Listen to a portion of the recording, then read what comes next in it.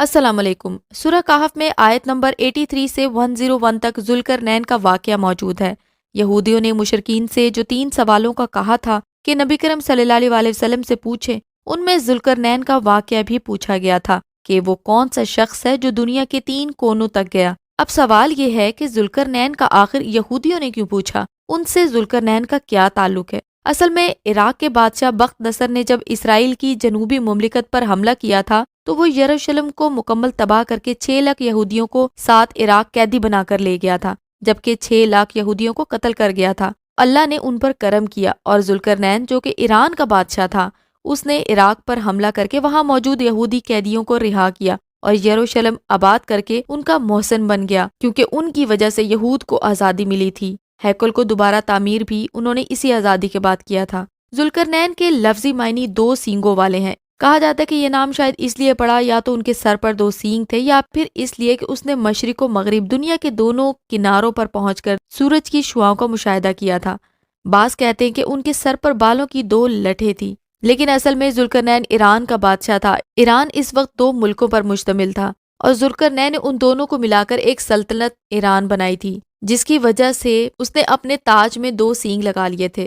تاریخ میں ان کا نام کیخسرو یا سائرس کے نام سے مشہور ہے۔ ذوالقرنین ایسا حکمران تھا جس کو اللہ نے اسباب اور وسائل دے رکھے تھے۔ وہ مشرق اور مغرب ممالک کو فتح کرتا ہوا ایک ایسے پہاڑی علاقے میں پہنچا جس کی دوسری طرف یاجوج ماجوج تھے۔ یہ مشرقی جانب کی آخری آبادی تھی جس کو مطلع شمس بھی کہا گیا ہے، سورج کے طلوع ہونے کی جگہ۔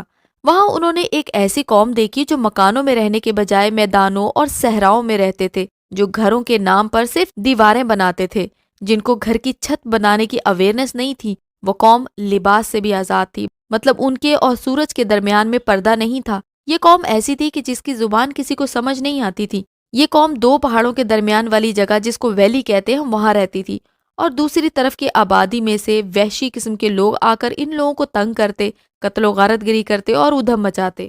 ان لوگوں نے ذوالقرنین سے کہا کہ پہاڑی کے اس طرف سے اس طرح کی مخلوق آ کر ان کا سکون غارت کرتی ہے تو ہماری مدد فرمائے، جس پر ذوالقرنین نے ان سے خطاب کیا۔ ذوالقرنین کو ان کی بات سمجھ آ گئی اور انہوں نے ان سے کہا کہ تم مجھے مین پاور دو، باقی میں سب خود کر لوں گا۔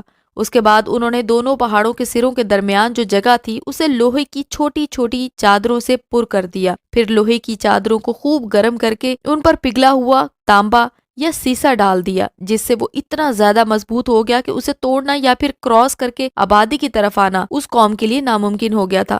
اس طرح یاجوج ماجوج دوسری طرف قید ہو گئے۔ وہ روز اس دیوار کو توڑتے ہیں اور پھر شام ہو جانے پر اگلے دن کے لیے چھوڑ دیتے ہیں۔ جب اللہ نے چاہا تو وہ مضبوط دیوار ٹوٹے گی۔ یاجوج ماجوج کی قوم شام ہوتے ہی اگلے دن کا بول کر جس دن لفظ انشاءاللہ بول دیں گے، اگلے دن وہ اس دیوار کو توڑنے میں کامیاب ہو جائیں گے، زمین میں فساد پھیلائیں گے، پھر اللہ کی طرف سے ان پر وبائی مرض آئے گا جس سے وہ سب ہلاک ہو جائیں گے۔ یاجوج ماجوج یا جنہیں گوگ مگوگ بھی کہا جاتا ہے، یہ حضرت نوح کے زندہ بچ جانے والے 3 بیٹوں میں سے ایک حضرت یافت کی اولاد میں سے ہے۔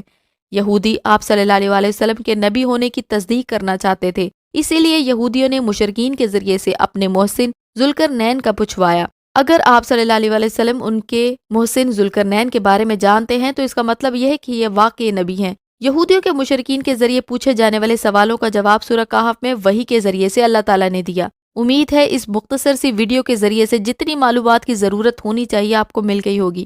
مزید انفارمیٹیو ویڈیوز کے لیے ہمارے چینل کو سبسکرائب کر کے بیل آئیکن کو ضرور پریس کر دیں اور ویڈیو کو لائک اور شیئر بھی کر دیں۔ اللہ حافظ۔